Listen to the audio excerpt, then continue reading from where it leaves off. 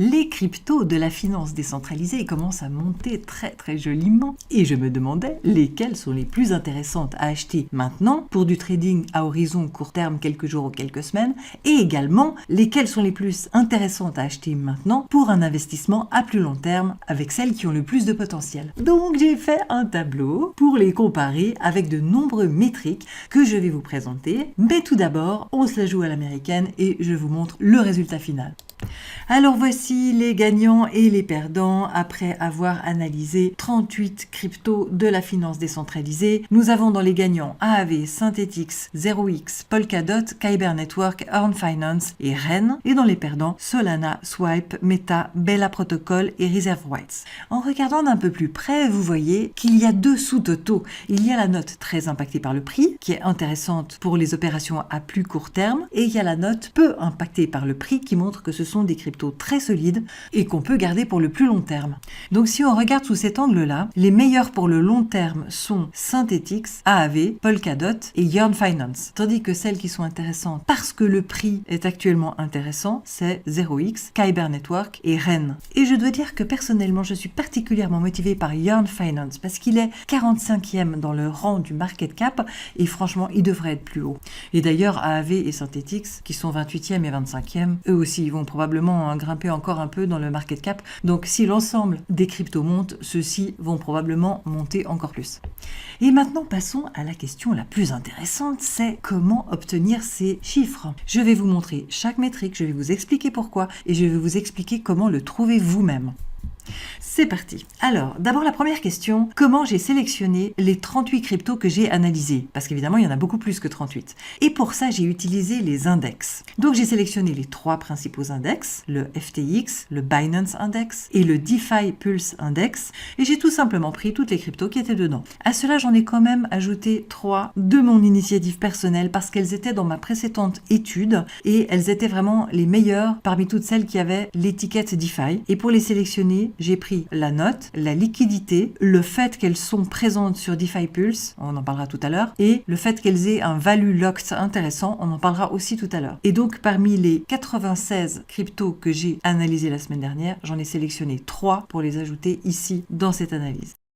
Le premier index est celui de l'exchange FTX, qui est très fort avec les produits dérivés, et on peut voir la composition de l'index sur le site de FTX, et on peut voir le cours de l'index sur CoinGecko, je vous mets les liens. En vert, j'ai mis les 20% des chiffres les plus élevés. Ensuite, j'ai mis l'index DeFi de Binance, qui est lui aussi un exchange très actif sur les produits dérivés, et vous pouvez voir la composition de l'index sur le site de Binance, ainsi que son cours, je vous mets les liens. La troisième colonne, c'est la DeFi Pulse Index, mise en place par TokenSet. Et là, c'est vraiment l'index de référence le plus sélectif et le plus respecté. Il y a même Coinbase qui l'affiche sur son site, alors que pourtant Coinbase ne le vend pas. Donc si vous voulez voir où on peut acheter cet index, de manière à acheter en une seule opération l'ensemble des cryptos qui sont dedans, vous allez sur CoinGecko, vous cliquez sur l'onglet Marché sur la page de cet index et vous pourrez voir tous les endroits où vous pouvez l'acheter et quelle est leur liquidité. Donc dans cette colonne, j'ai mis toutes les cases en verte. Déjà parce qu'il y en a moins et parce qu'il est très sélectif et très réputé. Ensuite, j'ai mis un point supplémentaire de couleur verte à toutes les cryptos qui se retrouvaient à la fois dans les 3 index. Et j'ai mis des cases de couleur rouge, donc moins un point, à celles qui ne sont dans aucun index. Ensuite, j'ai mis un point pour toutes les cryptos qui avaient été recommandées dans le rapport hebdomadaire Altcoin Report de Ivan On Tech, auquel je suis abonnée. Et il a toujours des excellents choix suite à des analyses approfondies, très bien expliquées. J'apprécie beaucoup ce rapport. Et donc, les cryptos qui ont fait l'objet de recommandations dans ces rapports, pour moi, méritent un point de plus. Ensuite, j'ai indiqué combien de points avait obtenu cette crypto pour celle qui était dans ma revue précédente, qui s'appelait 9 cryptos prometteuses, stratégie pour bien choisir. Et là, j'ai pas pris le total final, j'ai choisi de prendre la note peu impactée par le prix parce que une semaine est déjà écoulée depuis ma revue précédente et donc c'est cette colonne-là qui reste la plus pertinente. Ensuite, j'ai été voir le nombre de paires sur TradingView parce que les investisseurs de finances décentralisées font beaucoup d'analyses techniques. Donc c'est très important d'avoir de bonnes informations disponibles dans TradingView qui est l'outil le plus utilisé dans ce cas-là. Concrètement, comment on voit les paires? Eh bien, il suffit d'ouvrir tradingview.com et dans la case ticker, taper ce qu'on cherche, par exemple AAV USD, tout collé. Il affiche une liste de propositions. Là, il faut faire attention de regarder seulement celles qui ont le mot crypto pour éviter les homonymes, parce qu'il pourrait très bien y avoir une action en bourse qui aurait un nom similaire. Et là, j'ai eu le plaisir de voir que toutes ces 38 cryptos avaient des paires dans TradingView, même la plus récente qui a moins de 2 semaines, c'est OneInch. C'était surtout ça que je voulais vérifier. Alors j'ai mis en vert les 20% qui ont le chiffre le plus élevé. Ensuite, toujours sur TradingView, j'ai été voir le niveau du RSI, Relative Strength Index, qui, par des formules mathématiques, aide à déterminer quelles sont les périodes où cette crypto est en surachat et les périodes où cette crypto est en survente. J'ai donc simplement relevé le niveau RSI actuel. J'ai mis les plus élevés, donc en surachat, en rouge et les moins élevés en couleur verte. Et tant que j'étais dans TradingView, j'en ai profité pour vérifier l'indicateur BSI auquel je suis abonné et qui aide à définir la trend, la tendance. Il est vraiment efficace pour définir les retournements de tendance, surtout en daily. Donc là, pour chaque crypto, j'ai repéré depuis combien de jours la trend est bullish, ça veut dire depuis combien de jours la tendance est vers un prix qui monte, et j'ai mis en vert tous ceux qui sont bullish, donc à tendance haussière, et en vert vif, donc ça veut dire 3 points au lieu d'un point, celles qui viennent de commencer depuis 1 ou 2 jours à être en tendance haussière, parce que là, ça veut dire qu'on est au début de la montée, ce qui est la situation la plus intéressante. Et puis j'ai mis en rouge celles qui sont bearish en ce moment sur cet indicateur, donc tendance baissière. Mais là j'ai laissé seulement un point parce qu'en fait ça peut se retourner n'importe quand. Donc il n'y a pas de problème.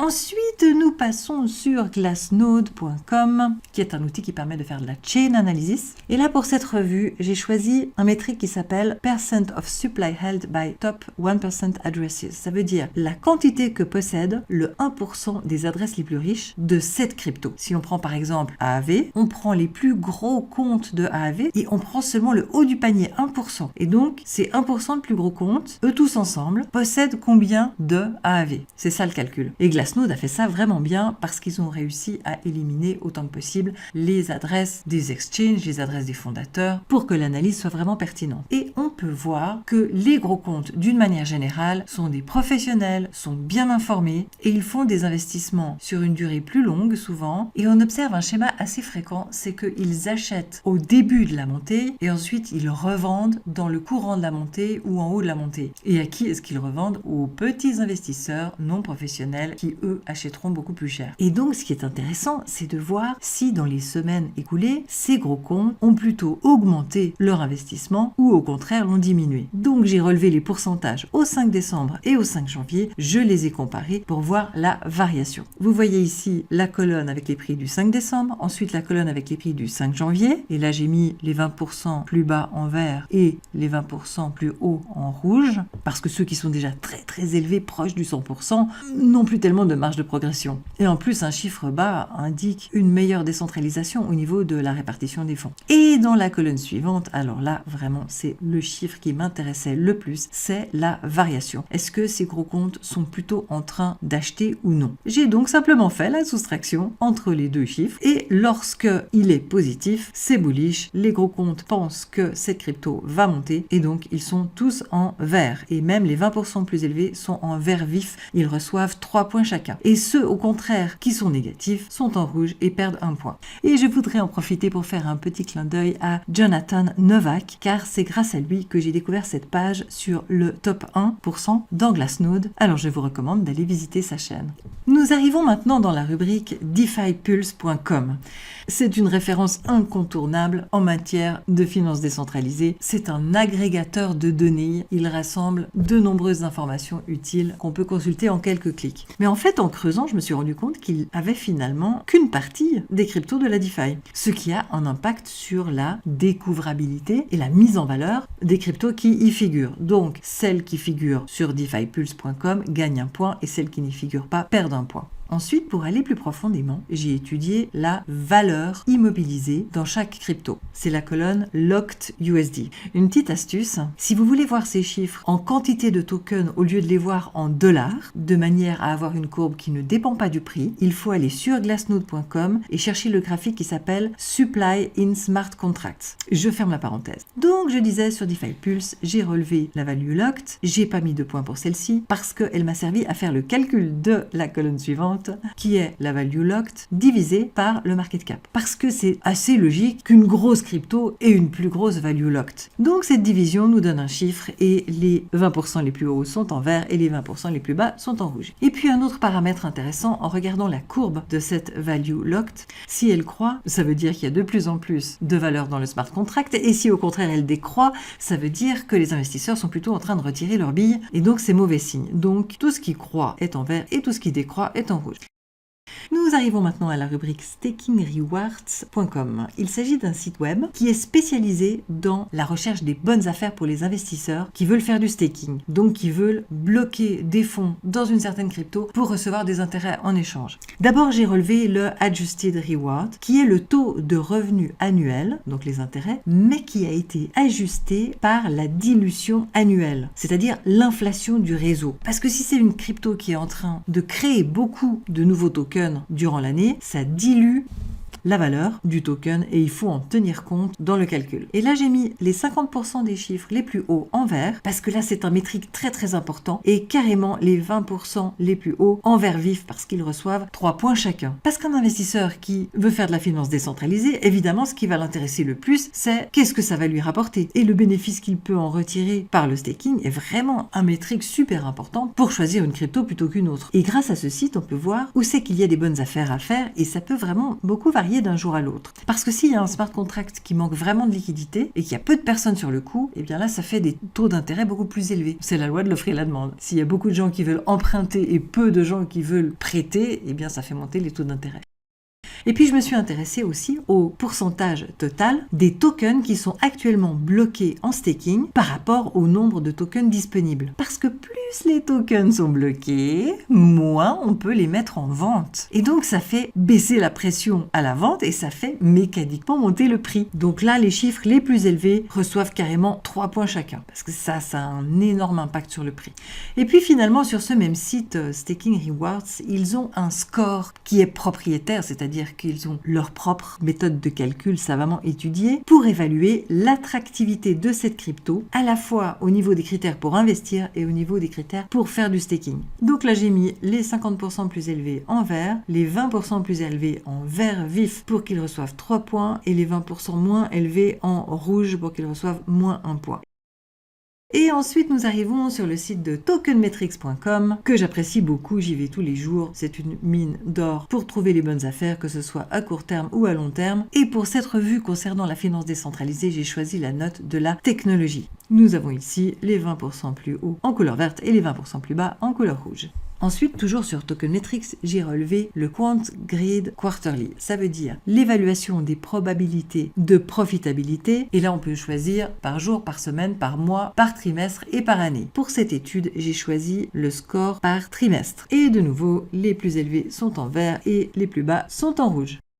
Nous arrivons ensuite à la rubrique de coinmarketcap.com. En fait, je dois dire que je préfère coingecko.com, mais là, j'avais sous la main la facilité d'importer les données de CoinMarketCap par leur API pour éviter de tout saisir. Donc, j'ai mis d'abord le market cap en millions, c'est-à-dire le prix multiplié par la quantité, les plus élevés en rouge et les plus petits en vert. Pourquoi, me demanderez-vous? Merci d'avoir posé la question. Eh bien, parce que le pourcentage de gain est plus grand chez les petits market cap, parce qu'il faut moins de masse monétaire pour faire bouger le prix. Mais attention, évidemment, plus le projet est petit, plus il est risqué. Donc après, il faut avoir une saine gestion des risques au niveau des pourcentages qu'on investit lorsque c'est plus ou moins risqué.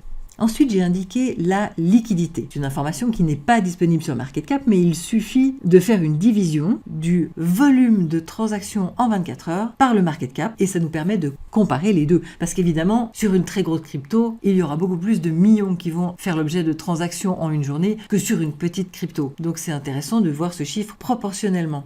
Les investisseurs dans la DeFi sont particulièrement sensibles à la liquidité parce qu'ils ont besoin que leurs ordres s'exécutent de manière efficace et sans faire bouger le prix. On appelle ça le slippage, lorsqu'on donne un ordre à un endroit où il y a de petits volumes et notre ordre fait bouger le prix, évidemment dans le sens qui ne nous arrange pas. D'ailleurs, j'en profite pour vous donner une astuce. Sur coingecko.com, dans l'onglet marché, regardez, il y a les colonnes plus 2% de profondeur et moins 2% de profondeur. Et avec ça, on peut voir quelle plateforme a un carnet d'ordre bien fourni qui peut absorber votre transaction sans faire bouger le prix. Et ça, on le voit pas sur CoinMarketCap. Voilà, sur cette colonne de la liquidité, les plus liquides sont en vert, les moins liquides sont en rouge. Ensuite, le pourcentage d'augmentation sur les 7 derniers jours, il n'y a aucun chiffre négatif. Ce qui est quand même remarquable. Donc ici, j'ai mis en rouge les chiffres les plus élevés parce qu'ils ont déjà beaucoup pumpé et j'ai mis en vert les chiffres les moins élevés parce que c'est là où on a le plus de chances d'arriver au début de la montée. Dans la colonne suivante, j'ai indiqué la plateforme. La plupart sont sur Ethereum. C'est normal, franchement, c'est là où il y a l'argent en ce moment. Et puis, il y en a quelques-unes sur Binance Coin. Et même si c'est un handicap de ne pas être sur Ethereum, Binance soutient vraiment bien les cryptos qui sont dans son écosystème. Et Binance a un panel de clients dans la finance décentralisée qui est vraiment très étendu. Donc, j'ai laissé neutre Ethereum et Binance, mais j'ai pénalisé en rouge ceux qui sont sur d'autres plateformes qui ne sont pas compatibles. Parce que du coup, ça n'est pas là que se trouve l'argent des investisseurs. Donc c'est plus difficile de faire venir du monde là-dedans. La colonne suivante indique à quelle date a débuté cette crypto. Et là, j'ai pénalisé les plus anciennes, ce qui peut sembler surprenant, mais en fait c'est parce que les anciennes cryptos sont pénalisées parce qu'elles sont en retard au niveau du cas d'utilisation et au niveau de la technologie. Et c'est un monde qui évolue très vite. Le code est en open source, on utilise des briques qui existent déjà, on construit des nouvelles fonctionnalités par-dessus que tout le monde peut voir en open source et rebelote. Et bien sûr, une ancienne crypto peut évoluer, mais elle part quand même avec un handicap. Et à l'inverse, les cryptos les plus récentes sont sous les feux des projets. C'est pourquoi j'ai mis OneInch en couleur verte. Ensuite, nous arrivons sur des informations que j'ai tirées de CoinGecko.com. Alors, il y a le pourcentage d'écart entre le prix le plus haut et le prix actuel. Donc, il faut regarder dans la colonne de droite la rubrique qui s'appelle niveau record. Mais malheureusement, il arrive assez souvent que ce chiffre ne soit pas pertinent parce que sur les tout premiers chiffres de la mise en vente de cette crypto, il y a un processus de price discovery, donc découverte du prix, où ça va un peu dans tous les sens et ça se stabilise après quelques jours. En plus de ça, on a rencontré un problème ces derniers temps avec des robots qui achètent immédiatement au lancement pour faire monter le prix très haut. Donc ils achètent au début de la montée pour créer du FOMO, Fear of Missing Out, donc des gens qui se disent « Oh mon Dieu, je suis en train de louper le train, c'est super important, faut vite que je l'achète, elle est déjà haute, mais tant pis, je l'achète quand même. » Voilà, et donc les robots achètent au début de la montée et revendent quand c'est bien cher. Et ça, c'est un problème qu'on a rencontré sur plusieurs cryptos qui n'avaient franchement pas bien géré leur lancement. Donc ce que j'ai fait, c'est que j'ai chaque fois ouvert la courbe en entier, j'ai vérifié si le problème s'était produit et si oui, j'ai enlevé du calcul les 2 premières semaines juste après le lancement pour éviter d'avoir cette pointe qui fausse le pourcentage. Et donc les cryptos concernées sont celles qui sont en italique. C'est celle où j'ai dû recalculer le pourcentage. Alors là, j'ai mis en rouge les petits pourcentages et en vert les gros pourcentages. Pourquoi ? Parce que pour les investisseurs, un écart élevé entre le prix actuel et le plus haut historique augmente le sentiment de bénéfice potentiel. Et à l'inverse, si on est proche du plus haut, ça représente une résistance au niveau de l'analyse technique. Ça peut être un obstacle sur lequel le prix va rebondir et redescendre, ou alors au moins ça peut être un obstacle qui va ralentir la progression du prix. C'est pour ça que les petits pourcentages sont en rouge et les gros pourcentages sont en vert. Ensuite, j'ai été cliquer sur le sous-onglet développeur pour aller voir le nombre d'étoiles sur le GitHub de la crypto. Donc les étoiles sont mises par des visiteurs qui apprécient particulièrement telle ou telle rubrique et qui veulent pouvoir la retrouver un peu comme s'ils la mettaient dans leurs favoris. Et pour un projet, c'est très prestigieux au niveau technique, plus il a d'étoiles, plus son code est considéré comme intéressant. Et là aussi, l'affichage de CoinGecko n'était pas parfait. Donc pour toutes celles qui avaient 0 étoile sur CoinGecko, j'ai été rechercher manuellement quel était leur GitHub. Et ça, en fait, c'est assez facile à trouver. Il suffit d'aller sur le site de la crypto et c'est généralement le mot GitHub ou le logo GitHub tout en bas de la page d'accueil. Ou alors des fois exceptionnellement tout en haut. Mais la plupart du temps, c'est tout en bas. Donc là, il y en a une petite dizaine pour lesquelles j'ai dû faire cette démarche et j'ai indiqué les bonnes adresses en commentaire. Peut-être que CoinGecko devrait me demander mon fichier Excel, ça leur serait utile.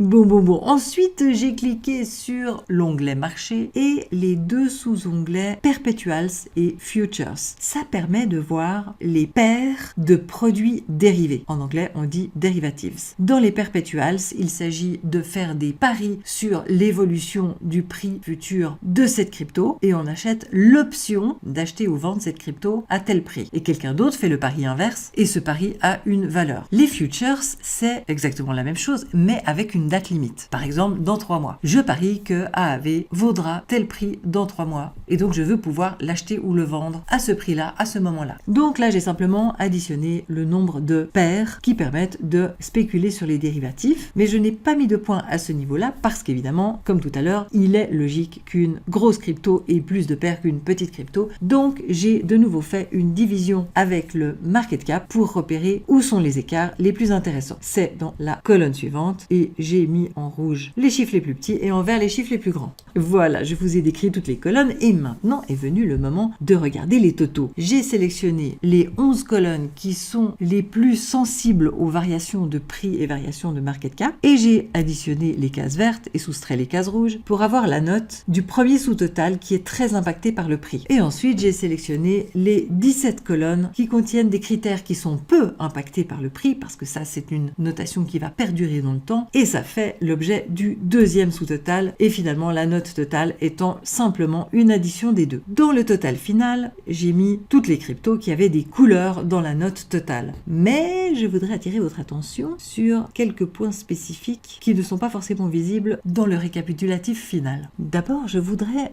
remarquer que la crypto BZX Protocol a un chiffre très élevé dans le premier sous-total. Elle a 7 points dans le sous-total très impacté par le prix. C'est carrément le deuxième meilleur score de cette colonne. Mais comme elle a un mauvais score au sous-total suivant, elle n'apparaît pas dans le récapitulatif final. Mais je voulais attirer votre attention dessus parce que c'est probablement un trade intéressant à court terme. Ensuite, je voudrais attirer votre attention sur la note de Uniswap dans la colonne peu impactée par le prix. Parce que Uniswap est très prometteur. Ils ont une excellente technologie, ils ont un branding solide puisque les investisseurs utilisent Uniswap au quotidien en tant qu'exchange décentralisé. Donc c'est vraiment une très bonne crypto. C'est juste que actuellement, sa seule fonctionnalité, c'est la gouvernance. Donc moi, je guette le moment où ils vont faire évoluer ce point parce que je pense que c'est une crypto intéressante sur le long terme. Voilà, je voulais préciser ça parce qu'elle n'apparaît pas sur le résultat final, juste pas. Et finalement, je voulais aussi attirer votre attention sur Matic Network et XDAI Chain, qui sont tous les deux des Layer 2 Solutions. C'est-à-dire qu'on peut les utiliser pour faire des transactions avec des frais ridiculement bas. Et comme en ce moment, les transactions Ethereum sont très onéreuses, c'est un narratif qui va probablement avoir le vent en poupe ces prochains temps parce que ça correspond à une vraie nécessité. Donc vous pouvez voir que Matic a un très bon score dans la colonne peu impactée par le prix, donc ça c'est pour le long terme, et XDAI Chain a un très bon score dans la colonne très impactée par le prix, donc ça ce serait plutôt un trade à plus court terme. Voilà, j'ai fait le tour des points que je voulais soulever. Si vous souhaitez obtenir ce fichier Excel, je vous mets un lien dans la description, et si vous avez aimé cette vidéo, si vous avez appris des choses utiles, laissez un petit pouce bleu qui fait plaisir et abonnez-vous. Et tous mes vœux pour la nouvelle année.